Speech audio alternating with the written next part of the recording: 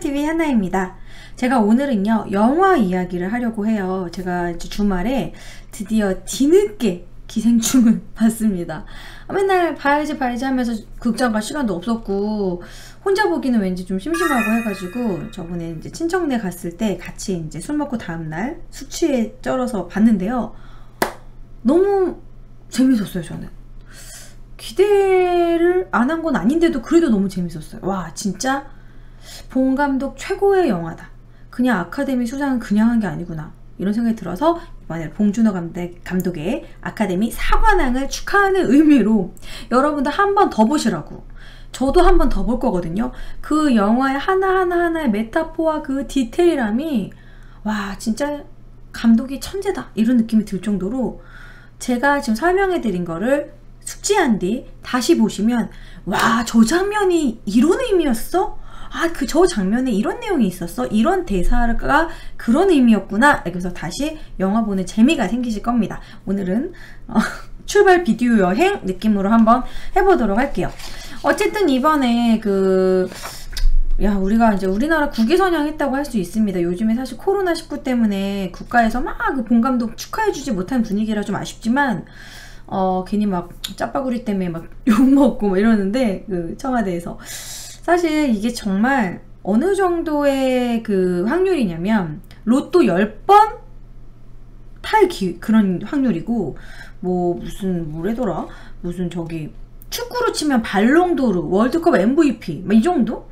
뭐 남북통일보다 어렵다, 이 정도로 아시아권에서 아카데미 사관왕이라는 거는 진짜 대단한 거예요. 왜냐면 이 아카데미라는 게 오스카상이 약간 그들만의 리그? 영화 미국 영화업자들과 미국 그 영화예술 아카데미 협회, 거기서 약간 좀 그들만의 리그, 헐리우드 위주의 그런 게 있었어요 지금까지.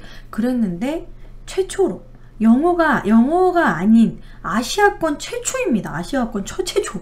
사실 인도도 꽤 발리우드로 인도도 영화가 꽤 발달했는데도 불구하고 우리나라가 땄다라는 건 저는 거의 김연아급이라고 생각해요. 이제 봉준호 감독 원래부터 좋아했지만 진짜 리스펙. 와. 그리고 수상소감도 너무 멋있게 얘기했죠. 뭐 자막에 대해서 나는 영어로 된 거 뭐 보고 싶지 않아, 막 이런 식으로 자막까지 욕하고 아시아 비하하면서 이 기생충이 왜 상타인지 모르겠어 라고 한 사람에게 이 자막의 장벽은 뭐 장벽도 아니다, 한 1인치 정도 되는 그 장벽을 뛰어넘으면 훨씬 더 많은 영화를 즐길 수 있다, 아시아 영화도 괜찮은 게 많다라는 식으로 일침을 또 가하셨고요. 말을 참 잘했어요. 그리고 이런 말을 했죠. 가장 개인적인 것이 가장 창의적이다. 이 말은 가장 우리 것, 가장 전통적인 것이 가장 세계적이다, 뭐 이런 느낌인가? 가장 개인적인 것이 가장 창의적이다. 진짜 멋집니다. 그래서 이제 정말 우리나라의 하나의 진짜 자랑스러운 것인데, 근데 오늘 그 기생충에 여러 가지 숨겨져 있던 이야기들을 좀 해보려고 해요. 자, 어쨌든 그러면 그 봉준호 감독 얘기는 여기까지 하고요. 이제 본격적으로 하나하나 꼼꼼히 살펴보도록 하겠습니다. 기생충 이야기에서 계단이 제일 많이 나온다는 걸 알 수 있어요. 워낙 어두워서 안 보이시겠지만 이게 지금 탁자인데 탁자도 계단 모양이었고요. 그 숨어 있었던 탁자도 계단이었고, 그리고 그 잘 사는 집 여기도 계단이었어요. 그리고 그 송강호 씨 그 기태기네 집, 그 기훈의 집도 반지하인데 계단이었어요. 근데 잘 보시면요, 그 하층민 가난한 집은 계단을 내려가요. 반지하라는 것도 내려가는 걸 의미하죠. 그리고 거기에 나중에 나왔던 이 집 밑에 몰래 살고 있었던 그 집도 더 지하로 내려가요. 그러니까 가난한 사람들은 내려가고, 실제로 이 영상에서 실제로 이렇게 조여정이나 이성균은 항상 올라가는 장면만 보여줍니다. 그러니까 이제 지상과 지하로 해서 이런 상하 계급, 이런 계급은 아니고 계층이죠. 가난한 사람과 이런 잘 사는 사람, 부자, 그래서 빈부의 이런 계층화를 계단으로 표현했다라는 거. 그런 부분에서 이제 실제로 그 기훈의 집, 그 송강호의 집 갈 때는 계단이 되게 많이 나오거든요. 그러니까 이런 식으로 계단으로 표현을 했다라는 거. 계단이 되게 큰 의미다.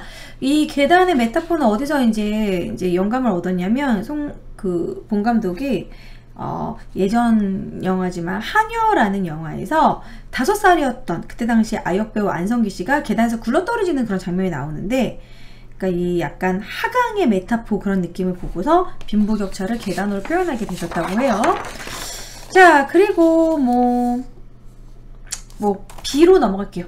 자, 비가 내립니다. 비가 내렸을 때 그 하이라이트, 비 때문에 캠핑 취소돼가지고 그 난리가 난 거잖아요. 그런데 그 비가 왔을 때 다송이는 비가 왔는데도 불구하고 미국산 텐트를 쳐놓고 이거 괜찮겠어 하지만은 저거 미국 거라서 비 안 새요, 괜찮습니다 하잖아요. 이 텐트가 145만원 정도라고 합니다. 정말 비가 안 새는 좋은 텐트네요. 그냥 다송이는 이런 인디언 텐트에서도 비 와도 비가 안 새는데 그 송강호 씨네 집, 기훈의 집은 반지하여서 물난리가 나고 막 수재민이 돼가지고 그 막 홍수 피해로 막 그 정도의 홍수, 이 부잣집은 전혀 아무 의미가 없는데 이렇게 비가 왔을 때 그런 빈부격차를 더 극단적으로 나타냈죠. 그러니까 예를 들어서 뭐 그 조효정네 집은 비 오니까 미세먼지도 없고 너무 좋다, 다음날 파티 열고, 기훈의 그 송강호 씨네 집은 완전 난리 났죠. 집안이 다 막 침수되고. 그래서 참 그런 극단적인 모습. 저도 반지하에서 산 적이 있어요. 그래서 비 왔을 때 바구니 이거 대야로 물 나른 적 있습니다. 그래서 너무 공감이 갔어요. 그래서 아마 그런 부분을 겪어봤던 분들한테는 다소 약간 불편한 영화가 아니었나 이런 생각이 듭니다. 자, 그 다음에 이 영화에서 가장 우리를 불편하게 했던 건 바로 냄새죠. 이 기생충이 흥행한 뒤 페브리즈와 향수의 진짜 판매량이 늘었다고 얘기가 나올 정도로, 저도 페브리즈 샀거든요. 그리고 나는 무슨 냄새가 날까 이런 생각을 할 정도로 냄새로 빈부를 또 표현을 합니다. 사실 냄새라는 건 야, 너 좀 냄새나 이런 말은 사람들이 우리가 잘 못하잖아요. 좀 되게 사적인 부분입니다. 그 사람 고유의 냄새라던가 그런 부분. 그래서 우리가 막 사실 냄새가 나도 냄새라는 말을 잘 못하잖아요, 예의상. 그래서 부자랑 이 가난한 사람들이 같은 공간에서 서로의 냄새를 맡을 일이 거의 없다고 감독이 이렇게 설명을 하더라고요. 정말 뭐 부자들은 맨날 퍼스트 클래스 비즈니스 타고 비행기서조차, 가난하면 이코노미. 근데 정말 가난하면 이코노미도 못하죠. 근데 어쨌든 개별 이제 부자들은 항상 프라이빗 룸, 자기네들의 그런 공간 이런 걸 좋아하기 때문에 그런 진짜 하층민이라고 말하면 안 되죠. 가난하신 분들하고 냄새를 서로 섞일 일이 없는데 유일하게 만날 수 있었던 것이 바로 가정교사. 이제 공부 잘하면 장학할 수 있으니까. 그래서 가정교사가 가회하러 가는. 저도 가회하러 간 적이 있습니다. 대학교 때 가회하러 갔을 때 진짜 거기가 무슨 언주역 쪽이었는데 무슨 아파트가 100평이에요. 그래서 어머니 인사하고 가려고 이제 그날 이제 항상 그 어머님은 봉투로 이렇게 가위비를 주셨는데 오늘 그 월급 받는 날이라서 어머니 막 찾으면 미로야. 집이 너무 넓어. 그리고 그 가회하는 학생 방에는 화이트보드 따로 있고 공부하는 방 따로, 자는 방 따로, 그리고 시험 전날에는 그 시험 과목 선생님이 와가지고 마지막 시험 대비해주고 그랬던 집이 있었거든요. 근데 이 집보다 이 기생충에 나오는 집은 진짜 겁나 부자죠. 그래서 어쨌든 이 냄새 때문에 이성균이 막 그런 송강호 씨의 그 냄새를 얘기하면서 근데 거기서 너무 공감됐어. 썩은 무말랭이 냄새라고 하잖아요. 그 느낌 알아. 약간 쿰쿰하면서 환기 안 되는 좁은 집에서 나는 그 쿰쿰한 냄새. 약간 시골에서 우리 할머니 그런 냄새 있어요. 그 느낌. 예, 아무튼 그거를 어떻게 되게 잘 표현했다. 그러면서 너무나 공감이 잘 가기 때문에 불편하다는 느낌이 들었고, 그리고 거기서 이제 이런 말을 하죠. 있어. 지하철 타면 나는 냄새. 나도 지하철 탔는데? 지하철 타는 사람들을 싹 다 그렇게 약간 하층민으로 표현하는 그 멘트에서 많은 지하철을 타고 있는 국민들이 불편해했죠. 하여튼 그런 부분. 그 부자들이 자기네들의 세계와 그 다른 세계들은 냄새난다고 그런 표현하는 딱 빈부격차의 극단적인, 그러니까 좀 하대하는 듯한 느낌의 그런 거를 나타내고 있는 부분이에요. 근데 실제로 정말 부자인 사람들은요, 집안 공기가 엄청 막 가정부가 막 열심히 청소하고 집안 자체도 환기가 잘 되고 그런 건축 구조의 집이고, 제 사촌 동생이 그런 부자들 집만 지어주는 건축 회사에서 마지막에 마감 보는 그런 일을 하고 있는데 3층이어도 엘리베이터가 있어요. 화장실에 대리석을 다 수입한 거로만 씁니다. 그래서 막 엄청나요. 사진으로 보면. 그런 공간은 당연히 좋은 냄새만 날 수밖에 없어요. 그래서 그들이 조금이라도 안 씻은 냄새나 불쾌한 냄새를 맡으면 딱 알아낸다는 거지. 근데 집안에서 뭔가가 항상 곰팡이가 있고 집안도 좁고 환기도 안 되고 쿰쿰한 냄새를 항상 맡은 사람은 그 냄새에 중독이 돼서 약간 상한 냄새 그런 것도 잘 못 맡을 수도 있어. 냄새라는 것도 약간 적응되기 때문에. 그래서 그런 부분을 나타낸 것 같습니다. 그래서 결국에는 그 냄새 때문에 송강호 씨가 이제 빡쳐서 선을 넘어버리죠. 그래서 이성균을 죽이게 되는 그런 계기가 된 게 또 그 냄새 때문이라. 마지막 이성균이 아우 냄새, 이렇게 그 상황에서도 냄새 막 찡그리는 거 보고 화가 나서. 자, 그리고 다음 얘기는 이제 맥주 디테일인데요. 자, 처음에 이제 얘네들이 이제 피자 박스 접은 다음에 마시는 맥주는 필라이트였습니다. 필라이트 싸고 맛있어요. 예, 필라이트는 아로마 향이 들어가죠. 저렴한 맥주죠. 그러다가 이제 그 가회 시작하면서 다 취직하고 나서는 삿포로를 마셔요. 아, 근데 여기 앞에 필라이트 좀 있네. 협찬인가? 어쨌든 좀 이렇게 업그레이드 됩니다. 필라이트에 과자 먹다가 필라이트 여기 삿포로에다가 무슨 고기 먹고요. 고기 구워 먹고 마지막에는 아예 그 집에 가서 이제 주인 없는 집에 가가지고 양주를 따지 않습니까? 이런 식으로 점점 이제 살기 좋아졌다. 뭐 이런 식으로 가족의 그런 변화하는 위치를 그렇게 술로 표현한 거.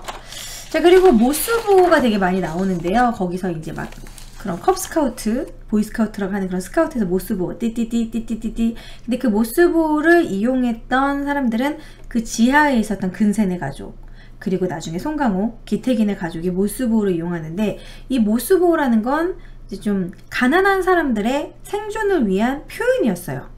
그렇게 표현을 했는데 이 모스보호를 다송이가 해석을 다 하잖아요. 그래서 다송이가 구해주는 거 아니야 라고 생각했는데 안 했어, 아무것도. 그래서 그런 부분에서 그 다혜가 초반에 다송이 저러는 거 천재적인 척 하는 거 다 쇼예요, 쇼 이러잖아요. 그래서 그런 게 약간 그럴 수도 있겠다. 그러니까 그런 모스보호나 뭐 인디언 놀이 이런 거. 인디언도 사실 가난한 사람들의 상징이거든요. 여기서는 이제 다송이가 인디언 덕후기 때문에 송강호 씨가 막 인디언 분장하고. 그러니까 지금 이 송강호 씨는 완전 수재민이 돼가지고 집안 다 잠기고 멘붕해서 그런 상황에서 왔는데 자기 아들 막 인디언 복장시키고 막 서프라이즈 시키고 있는 그런 상황에서 뭔가 좀 안 입고 온 상황이잖아, 이 표정이. 그래서 이런 부분에서 다송이가 되게 이런 하층민의 대표적인 상징물들을 되게 좋아한단 말이에요. 그런데 그게 다송이한테는 그냥 놀이일 뿐인 거야. 인디언이라는 건 사실 미국에서는 가난한 사람들이나 아니면 아픔의 역사로 표현이 되는 거잖아요. 제가 정말 좋아하는 영화 샤이닝이라는 영화가 있어요. 좀 시대를 빨리 타고난 좀 약간 천재적인 감독인데, 스탠리 큐브릭의 그 샤이닝의 그런 촬영 기법은 지금도 많은 영화에서 씁니다. 근데 거기 샤이닝에서도 인디언 얘기를 하면서 조금 인디언은 계층 구조를 어필하는 그런 식의 뭐 메타포? 뭐 그런 식의 장치라고 하는데, 어쨌든 이 인디언이든 모스보호든 이런 거를 다송이는 그냥 놀이로만 그냥 즐기는 모습을 볼 수 있어요. 그러니까 아픔의 역사고 그런 표현을 그냥 부자인 사람들은 그냥 그것이 하나의 유희일 뿐이다, 이렇게 또 표현하는 거라고 하고요. 저는 북한 말투에서 그냥 재미로 하는 건가 했더니 그게 되게 의미가 있는 거라고 합니다. 그 지하에서 그 이정은 씨가 그 쫓겨난 그 가정부가 막 북한 거를 너무 얘기를 잘하잖아요. 그래서 북에서 왔나? 막 이런 생각도 할 정도로 그랬는데, 그 부분이 그 지하에서 gat혀 사는 그 근세는 대왕 카스테라 망해가지고 그 뒤로 이제 사채업자한테 쫓겨서 그냥 거기서 살고 있는 근세는 지금 자기 그 상황에 너무 만족하고 있다고 그러고, 나는 여기서 태어나서 여기서 결혼한 것 같고 편해요 라고까지 얘기합니다. 그냥 그 상황에 순응해버린 거죠. 그러면서 이성균 그 사장을 엄청 리스펙하고 존경해요. 맹목적인 그런 신봉이랄까? 그런 게 약간 지금의 북한 체제를 비꼬는 그런 부분이 아닌가. 사실 치고 올라올 수도 있는 부분인데도 그냥 배급해 주는 대로 자기 상황에 그냥 만족하면서 살면서, 사실 김정은, 김정일 엄청 막 신봉하는 그런 부분이 있잖아요. 그래서 북한을 좀 약간 의미하는 부분도 있다라고 하네요. 그리고 이 영화의 가장 대표적인 상징물은 역시 수석입니다. 수석이 나오죠. 이제 잘생긴 박서준이 수석을 가지고 와요. 그 기훈의 집 그 반지하에는 전혀 어울리지 않는 수석. 수석은 진짜 잘 사는 집에서 이렇게 진열하고 그래야 그 수석에 그냥 돌덩어리일 뿐인데, 그 수석의 가치는 부자들만 뭐 그런 거 비싸게 살고 그러잖아요. 그래서 기훈의 집에는 전혀 어울리지 않는 수석을 가져오는데, 그런데 그걸 애지중지 기훈가 맨날 끌고 안고 있잖아요. 그것은 그 부자들에 대한 그런 열망, 이 수석이 옴으로써 내가 가외자리도 얻었고 그 기후가 박서준을 되게 동경하잖아요. 그래서 그런 동경의 표현으로 막 수석을 표현하기도 하고, 수석 처음 받는 장면, 약간 산처럼 막 생겼잖아요. 그러다가 나중에 그 수석을 가지고 죽이러 갑니다. 그 수석을 가지고 끝까지 그 애지중지, 그 재해를 입었을 때도 이제 수석을 끌어안고 자다가 이거 끌고 가죠. 근데 이때 이 수석 부분에서도 송강호 씨가 나는 무계획이 최고의 계획이다. 계획이 없으면 다 뭐 상관없거든, 이런 식으로 얘기하죠. 약간 친일에 대한 부분도 나라를 팔아먹던 말던 뭐 상관이 없거든, 이런 식으로 얘기하잖아요. 근데 어쨌든 자기는 계획이 있다고 하면서 계획을 짜서 수석을 가지고 가는데 그 계획 때문에 모든 게 망하게 된 거죠. 그 지하에 있는 사람을 죽이지도 못했고 오히려 자기가 그 수석으로 이제 머리 맞고 아수라장이 되게 된 게 또 이 수석입니다. 그래서 결국 기우는 이 수석을 나중에 산에 가서 자연으로 돌리죠. 그러니까 이런 부분에서 기우에게 이 수석은 부자들에 대한 갈망이었고 그거를 못 놓고 막 있다가 자연으로 보냅니다. 그리고 또 어떤 사람이 이제 영화평에 이런 말을 썼어요. 이 기생충이라는 영화를 보고 그 수석이 내 가슴에 들어앉았다. 기생충 보고 나면 재미는 있는데 찜찜해요. 불편했어요 라고 얘기하시는 분들이 많거든요. 저도 좀 불편했거든요. 나도 뭐 가난을 겪었고 그런 부분에서 너무 공감이 되면서 되게 좀 속상하기도 하면서도 너무 그 신랄한 그 비판과 너무 그런 공감대에 약간 무거운 느낌이 있어. 빈부격차의 그런 느낌에. 그래서 우리들에게 자연으로 돌리면서 우리 마음속에다가 또 다 수석을 얹은 거 아닌가, 또 이런 생각도 저는 들었고요. 수석은 그런 식으로 생각을 하면 될 것 같고, 그리고 인디언도 얘기했고, 자, 그리고 또 이 본 감독이 그 15세지만 다소 야한, 전혀 이렇게 노출 없이도 역시 조여정 씨는 잘 살렸어요. 시계 방향으로 뭐 이런 부분에서 나오는 그 소파 위에서 그 두 부부의 그 교미 장면을 보면 이게 이런 걸 의미한다고 해요. 근데 이들도 똑같이 성욕이 있고, 그러니까 빈부격차가 있는 사람들이지만 공통점이 있다라는 걸 표현을 한다라는 거죠. 왜냐면 여기서 이 장면에서 그때 그 싸구려 팬티 어딨어? 이렇게 물어보잖아요. 이성균이 그거 보면 흥분할 것 같다고 하면서. 근데 여기서 뭐 이 조효정이 화를 내기는커녕 그때 이 얘기할 때 마약 얘기를 하잖아요. 왜 팬티를 놓고 왔을까? 마약한 거 아니야? 이러잖아요. 그러니까 조효정은 또 거기에 또 맞춰서 나 그럼 마약 사줘, 이런 식으로 표현을 하잖아요. 그러니까 이들이 여기서 팬티, 마약 이런 거 얘기하면서 막 신랄하게 막 깠던, 디스했던 그런 부분을 자신들의 성욕을 풀 때는 그걸 또 다시 사용을 하는, 뭐랄까, 싫어하지만 알고 보면 좋아하는 약간 가식적인 부자들의 그런 그 모습을 비판을 했다고 합니다. 그리고 마약의 부분에서는요, 제 생각인데요, 조효정이 마약을 사줘라고 얘기할 때 조효정이 마약한 게 아니냐라는 얘기를 사람들이 많이 하는데, 저는 그 앞장면에서 그 선생님 왔을 때 조효정이 되게 낮잠을 자기에는 너무 퍼져있게 자고 있는 장면이 앞부분에 있어요. 그래서 그 가정부분이 막 박수를 쳐가지고 조효정 씨를 깼더니 정신없이 깨서 나오거든요. 약간 상류층은 또 마약을 구할 수 있는 돈이 워낙 많다 보니까 이제 사람이 원래 좀 할 일 없고 나태하고 돈 많아지고 그러면 점점 유흥에 빠지고 약간 손대면 안 되는 듯한 곳, 그런 할 수도 있거든요. 여행도 많이 다니고 외국도 많이 나가다 보면. 그래서 약간 조효정이 마약 경험이 있는 게 아닌가, 뭐 그런 유추를 해봅니다. 앞장면에 한번 그 잠자는 그 퍼져있는 장면을 보시면 좀 그렇지 않을까.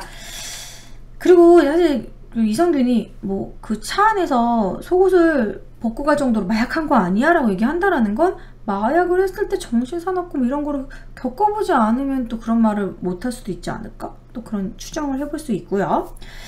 자, 그리고 그 조효정의 그 시계 방향을 되게 많이 사람들이 얘기를 하고 뭐 블로그에서도 많이 담고 하는데, 어떤 분은 그 시계 방향으로 그 드립이 모든 거를 원 자리로 돌려놓겠다라는 그런 의미를 한다고는 하는데, 본 감독 스스로는 그냥 드립이다.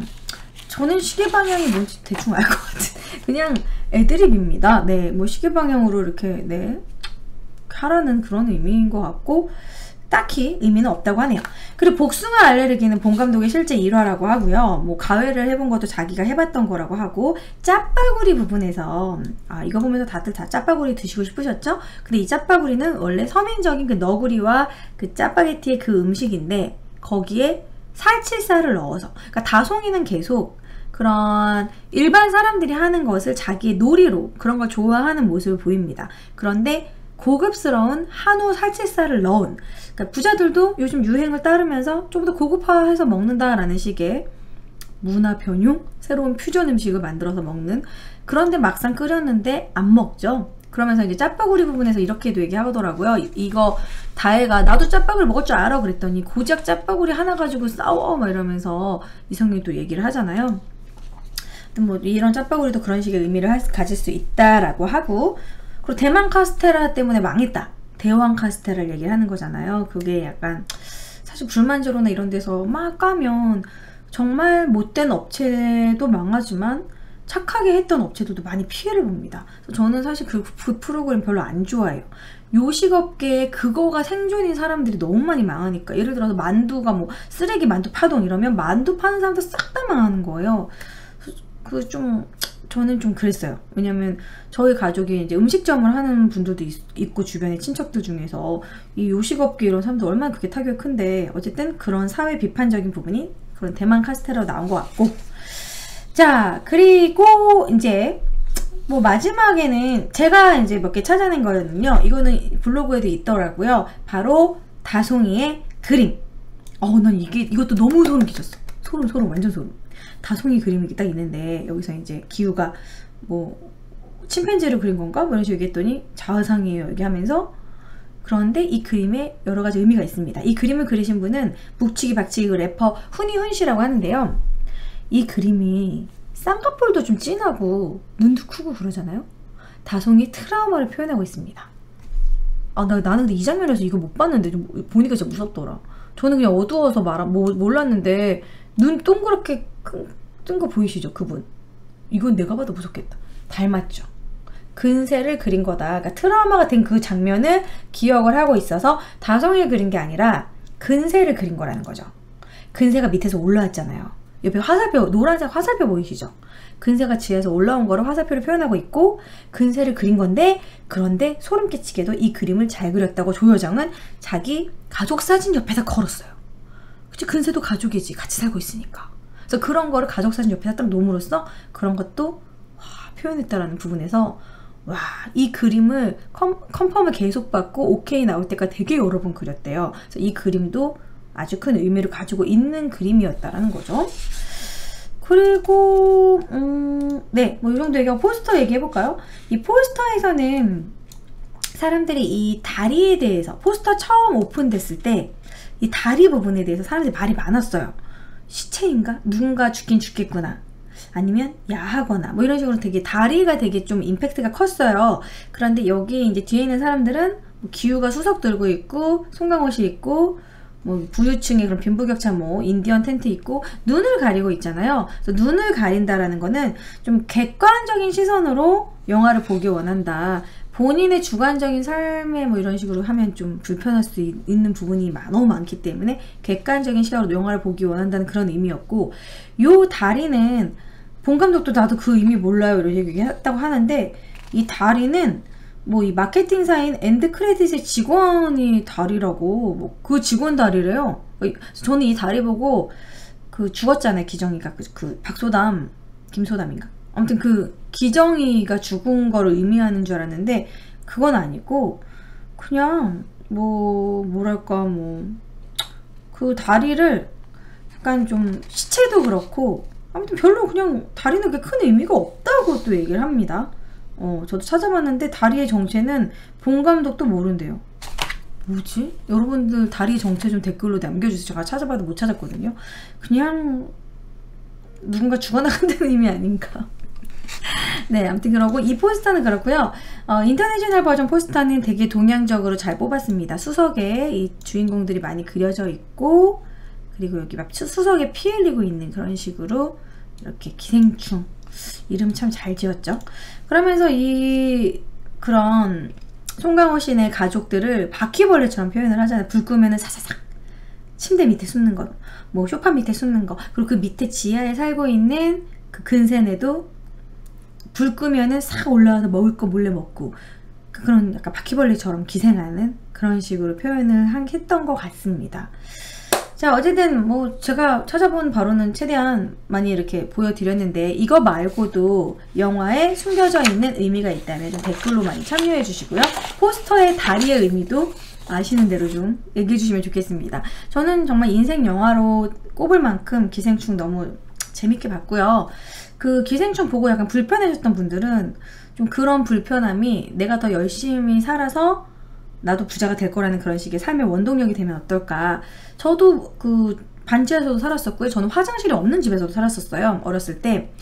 그랬는데 그런 걸 좀 최대한 노력으로 어떻게 기회가 오더라고요. 저는 20살 이후로 수능 끝난 이후로 한 번도 일을 쉰 적이 없거든요. 좀 수많은 알바를 해가면서 막 등록금 내고 그렇게 열심히 살았는데, 그 모든 게 나중에는 다 조금씩 밑거름이 돼서 지금은 저는 뭐 완전 흙수저여서 지금은 금수저까지는 아니고 은수저 정도는 되지 않았나 이런 생각이 듭니다. 여러분들의 관심과 사랑으로 인해서 우리 구독자분들이 저기 좋아요 눌러주시고 광고도 하고 찍고. 자, 어쨌든 여러분들 그렇게 위해서 앞으로 더 금수저가 되기 위해서 여기 구독 버튼 좀 눌러주시고요. 결론이 왜 이렇게 나지? 아무튼 여러분들 제가 소개해드린 기생충 이야기가 재밌으셨다면 좋아요도 부탁드리고, 다시 한번 기생충을 감상해보시는 건 어떤지, 안 보신 분들도 제가 다 스포일러를 해버렸지만 알고 봐도 분명히 재밌습니다. 왜냐면 그 수많은 또 제가 말하지 않은 내용들이 너무 많기 때문에 강추 리스펙, 본 감독 리스펙. 아, 마지막으로 요 얘기 꼭 하고 싶었어요. 좀 말이 길어졌는데, 누군가가 한 줄 평을 했는데 너무 소름 끼치게 제가 공감이 됐는데, 이성균이 되게 갑이잖아요. 그런데 그 마지막 아수라장에서 자기네들끼리 막 싸우고 칼부림 날 때는 오히려 그 지하에서 올라온 근세도 이성균 보고도 리스펙 하거든요. 자기네들끼리, 그러니까 갑을 두고 울들끼리 막 피터지게 싸우는 사회 현실을 표현하고 있다는 그런 부분에서 그런 느낌? 사실 우리 사회도 정말 슈퍼갑, 회장 막 정말 높은 사람들 앞에서는 무슨 말 못하면서 그 밑에 있는 사람들끼리 되게 쪼고 막 싸우고 이러잖아요. 아웅다웅. 그래서 약간 그런 말도 공감이 되면서 또 마음이 안 좋아지더라고요. 자, 어쨌든 오늘은 여기까지 하고요. 다음에도 혹시 이렇게 여러분들이 뭐 영화와 관련된 리뷰가 너무 뭐 궁금하신 부분이나 나중에 뭐 역사 리뷰, 역사 영화 리뷰 이런 것도 나중에 준비해 보도록 하겠습니다. 다음 컨텐츠에서 또 만나도록 해요. 안녕.